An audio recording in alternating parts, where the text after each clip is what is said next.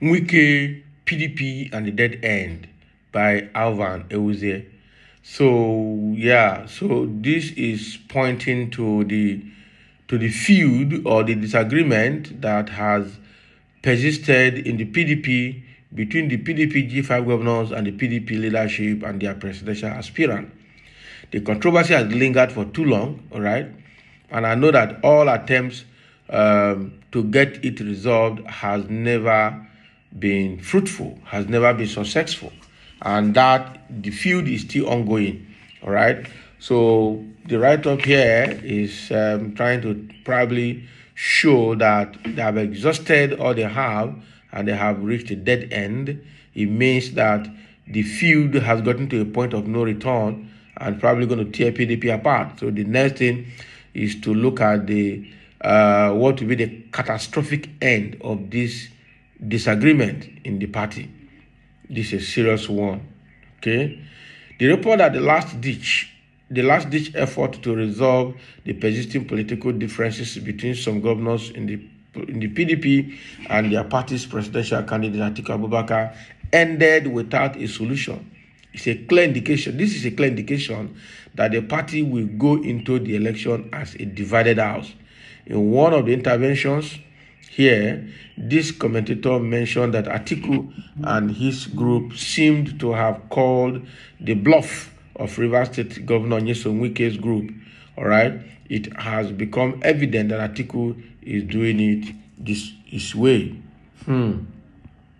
Yeah, because I know Atiku sometime within last week or early this week said he can do without the G5 governors. Wike has thrown all he has into the battle. He has insisted that the party has not displayed any form of equity in giving us a sensitive position. It had made the North hold on to the most powerful positions in the party. The presidential candidate and the party chairman come from the same zone at a time when there is a clamor for the presidency to go to another zone. Governor Wike, who had his eyes on the presidency, had worked for the exit of Uche Secondus as the party's chairman before the party primaries. So he don't think when Wike didn't plan this thing, right? Observers did not know that the man had an agenda when he worked openly for Secondus to be booted out of the exalted position of chairman. It was in his pursuit of equity. Should he emerge presidential candidate, it would have been glaringly lopsided for the presidential candidate and the party chairman to have hailed from the same state. Wike got Secondus out of the way, but he did not know that Atiku was coming to torpedo the balancing act in the party. Okay, so governors from the south part across party lines had seemingly put their foot down that the presidency must rotate to the south after President Muhammadu Buhari would have done 2 terms, thus exhausting his constitutional entitlement in the office. They did not know that rotation would suffer a terrible setback as orchestrated by those who were hell-bent on being president. Governor Aminu Tambuwa flew the kite when he said the important thing about power was to get it first.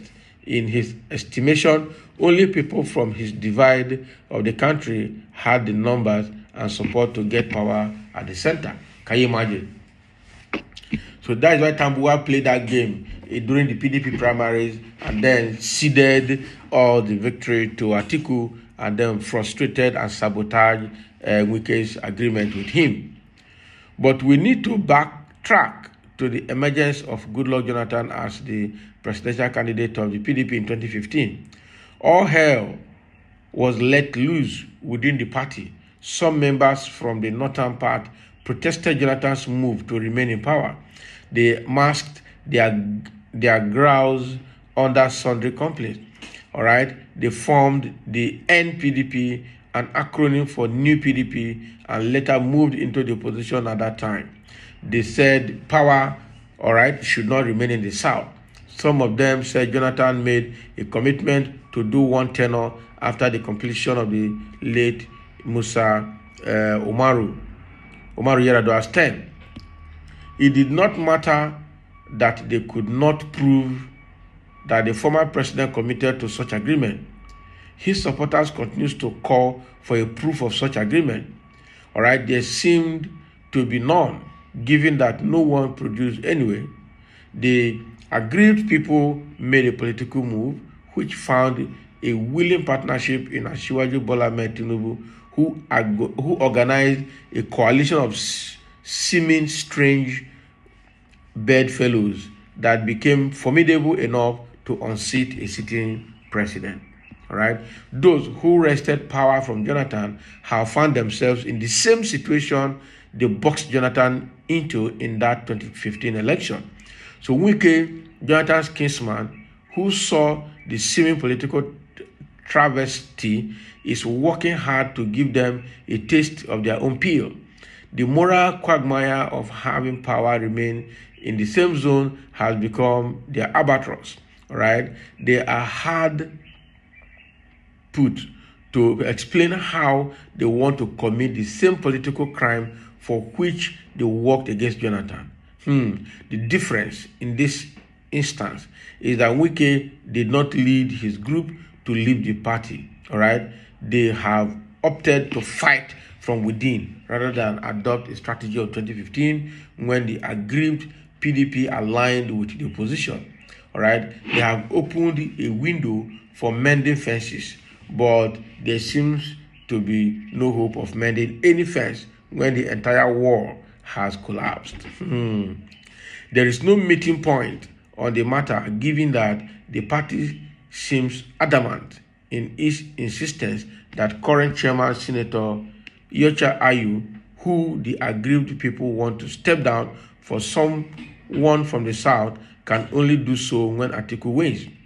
The aggrieved governors and their followers have said no deal, as they can only be pacified with Ayu's removal. Some political pundits have opined that they would have made greater impact fighting from outside rather than from inside the party, where the structure seems to have been too ingrained to be uprooted in a jiffy. But they have a snag, given that Nigeria's political system endows so much power on the party. They cannot join forces with other parties where they would become gold diggers, coming to reap where others have sown. Some of them have also been strategic about their moves. Governor Sheyi Makinde, for instance, would rather give his energy to a second term bid and be taciturn about the matter than shout to the rooftops like his colleagues whose political stakes are minimal. Wike insists on fighting from inside because he considers those at the commanding heights of the party as renegades who ran away but have now returned to call the shots.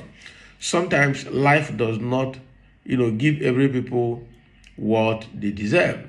They have to fight for it, which is why some pundits wonder if the fight would not have yielded better fruit from outside.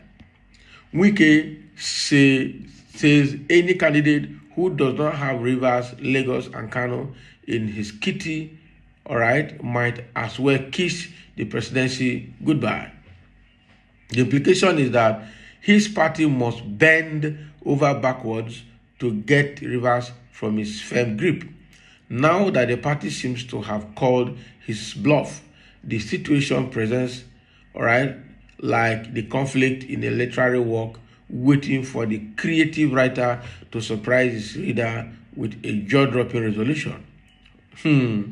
All right, so we watch with bated breath. The resolution cannot be anybody's guess. It could bring down the roof on all warring parties. This is a serious one. So yeah, all the attempts have been made, all right, and we know the genesis of the problem in PDP, why they want Yocha Ayu to resign, all right, so that the leadership position can be assigned to somebody from the south. Unfortunately, the party leadership has refused to do that. The presidential candidate has refused to accept that as well, and that is why the feud continued ongoing. And it looks like at this point, almost all efforts to resolve this issue has ended, all right, in fiasco without success. And that is why it looks more like a dead end, that the feud between the party and Wike and the G5 governors have hit a dead end, because at this point, with less than 80 days to election next year, it seems to hit a dead end. Okay, currently, and that's why the writer is saying now that all that everybody is left with now is just not about the resolution, but about the decision of the G5 governors, all right, of whom they want to support. Because the fact is that they have chosen to fight from within the party and not outside the party. Even though when some school of thought think they would have gone out to do that from outside the party and make more impact, that is not what the Wike and his group have chosen to do. They are fighting from within the party. Again, the writer is saying that this, what goes around comes around. They did this to Jonathan in 2015, and they formed NPDP, which is New PDP, and they frustrated Jonathan's ambition. And now what they have done to Jonathan is what is coming to them now, because at that time, I think it was Atiku that actually spearheaded all of that, and they succeeded in getting Jonathan to step down, all right, and concede defeat to Buhari. Now, what they have done to Jonathan is what they're experiencing now, and they must see to the end of it. That is the truth. They must see to the end of it. Secondly, what Tambuwa did to Wike during the PDP primaries that made Atiku to emerge as the flag bearer is also a kind of saboteur that is playing the northern politics against the south. All right, and so that's how the grief continued. The grief continued this way. You cannot have the presidential aspirant and the party chairman all from the same zone, leaving the rest disenfranchised. Okay, and this was an attempt. Wike did something. All right, he moved Secondus. He sacked Secondus from being the chairman of the party initially, and people didn't know that he had a motive, underlying motive, and that motive was that by the time he emerges as the presidential flag bearer of the party, the justice would have been served, because he will be from the south and probably the party chairman will be from the north. Unfortunately, he didn't know that the north had their own agenda.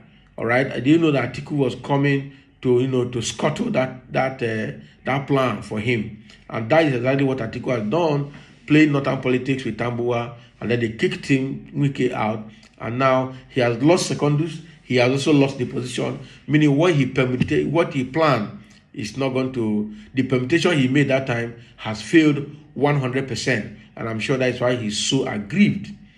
Okay, that's why he's so aggrieved. So somebody is writing here, any Southerners supporting another Fulani, especially Atiku, are criminals, wicked, uncircumcised pigs in an unpatriotic element. All right. So that is what somebody is saying here. Somebody is saying you are not right, but being sentimental. Would you subscribe to Muslim ticket to rule us? Obi would have stand a better chance, but his people are working against him. So this guy is trying to be a bit neutral in his comment. Okay, so we're not supporting Muslim ticket, and so that means that Tinubu is out of the equation. All right, supporting Atiku is supporting a Fulani president after a Fulani president. That is another 8 years, and that is also not acceptable. So Peter Obi is the best bet, and again, what this writer is saying is that his people are also working against him. People like Soludo and other people. All right, but that is we'll see how it goes. That's exactly the issue. The big issue with PO. Otherwise, he is better than all. But I fear they won't let him pass through that legislative house. No structural base. I don't understand what they say structural base. What kind of structure that is needed? I know that because Labour Party is just coming up, a lot of the senators and members of the House of Rep are from PDP or APC. All right. So even when Peter Obi wins, he will have the legislators to battle. But let him win first. All right? Let him win first. So as somebody is saying here, as foolish as we are, should know that PDP is not APC, Atiku is not Buhari. With Atiku as a president, you will never regret that you made the right choice. Who told you? Atiku is a Fulani, and he's going to continue the Fulanization agenda. Right from the time he deleted the tweet around the killing of Deborah Samuel in Sokoto. All right, he had, and again when he went to Kaduna to tell the Northerners that they don't need an Igbo president or Yoruba president, it shows that he's playing an ethnic card, and that means that he's going to continue the Fulani agenda. So Atiku is Buhari and PDP is APC in that regard. Let's leave that matter. Let's leave that matter. Very true. It's better for the South to stand on one candidate who has structure and collect power first. No, it doesn't work like that. So what happens? So you should give it to Muslim ticket can't do us anything. Can you imagine? So Muslim ticket is an issue, undermining other religion. Whether we like it or not, religion and culture are an integral part of our political system, and you can't just undermine it completely. It's not possible. It's not possible. So this is what this writer is saying, that the feud, all right, between PDP, Wike, and Atiku is almost at the dead end, and already hitting the dead end. What is left now is the decision that the PDP is making going forward. So thank you for listening, and leave your comment below.